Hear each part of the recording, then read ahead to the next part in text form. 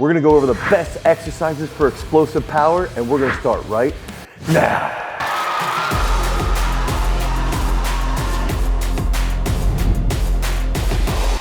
So why do I like doing plyometrics for athletes and for Gen Pop? I think one of those first key factors is that I love plyometrics for improving joint stiffness and elasticity when we're actually jumping and producing a ton of force. So when we're talking about elasticity that is improved from plyometric-based training, that's going to lead to greater force production, force absorption. That's gonna help you put out larger amounts of force with sprinting, and in turn, that's gonna help you change direction a little bit quicker. Plyometric-based training can also drastically help busting through lifting plateaus. Plyometrics also help enhance that rate of coordination. If we're talking about Gen Pop athletes or general fitness individuals, plyometrics can also help people prevent falls or help them actually fall effectively so that they can in turn also learn how to slow down the fastest. And that's another principle that carries over to the athletic realm, is if you use plyometrics and you learn how to slow down the fastest, that's going to improve your agility and your ability to change direction. Okay, so when we're introducing plyometric movements to increase explosive power, we have to start with low-level plyometrics. And that first key step is to use something as simple as PVC pipe walks. You can go forward, you can go backwards, you can go fast, and you can also go controlled, and that's gonna help wake up your feet, wake up your calf muscles, and in turn build into that next level of plyometric work. So after we hit those PVC pipe walks, the next step that I like to do is heel walks here, and then even go heel into toe. Okay, heel into toe, and then you can even do forward and backward plantar flexion walks. So this is gonna help wake those feet up even further. And then that next level of a plyometric movement that's gonna help your explosive power is just gonna be simple bunny hops. So we're here, we're gonna focus on almost grounding flat-footed, but we don't want the heel to actually hit. So it's gonna be like mid-foot to the front foot, okay? But when we're in the air, we dorsiflex. So we're here, nice and easy. Okay, that's a nice low-level plyometric that a lot of athletes can do and a lot of general population individuals can do. From 10 years old all the way up to 70 years old, people can scale this to their ability, and it's a great low-level plyometric to help wake up your feet. So after we do those first two low-intensity plyometric movements, that will increase your power output. We want to build into a little bit more of moderate intensity movement. So the next one that we're going to demonstrate is going to be a seated box jump. And you can do a seated box jump series where you're going through multiple different boxes, but I really like this because you're starting from that static position. You have to learn how to engage your hamstrings, your glutes, and your quads to be explosive. So you can do that for like 5 sets of 2, you know, drop down, sit back down, boom.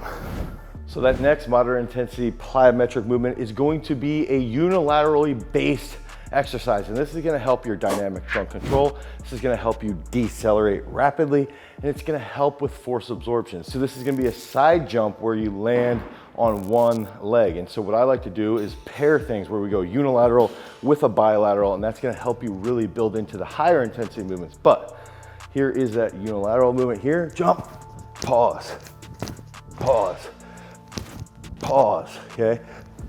Pause. And if you notice, when my right leg lands, I almost come in just a little bit. I've got a little bit of an ankle issue, a little bit of a glute problem as well. So that's one way as a coach that you can take that cue, you can see how the athlete lands, how they absorb that force, and then make sure when you're doing strength-based movements that you're trying to target that area to prevent that from actually occurring.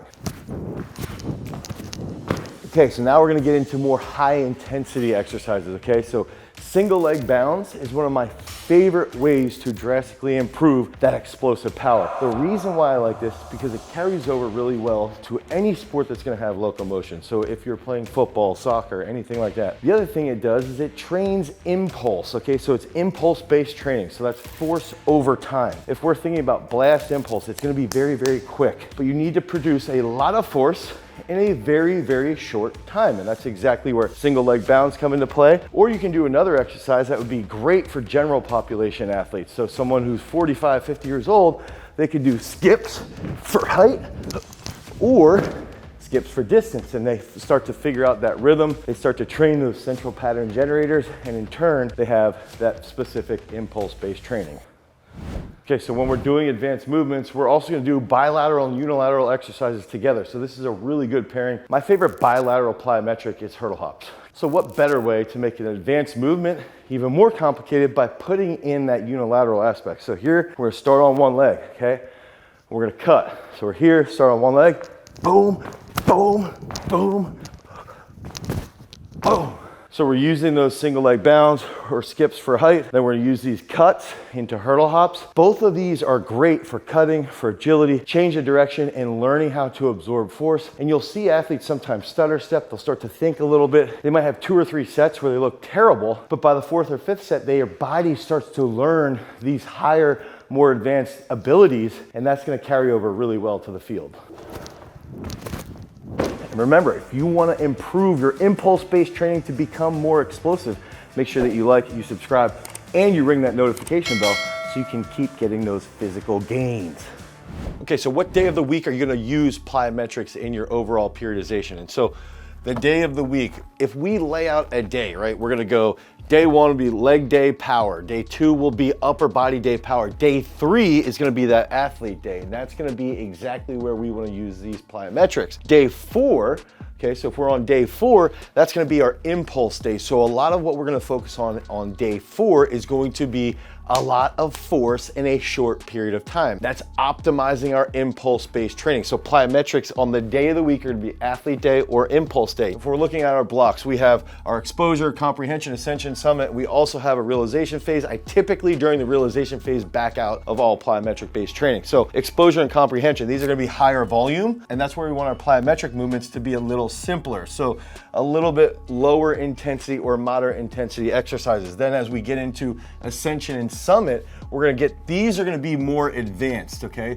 So we're gonna be more advanced with our overall plyometric usage during ascension and summit, and we wanna use more specific exercises that will transfer directly into an athlete's sport. So if we have a linebacker, they're gonna be doing something like on impulse day, they might do linebacker jerks, and then they might do the Jan jump series. That's how we'll lay out our plyometrics with the day of the week and with our block-based periodization.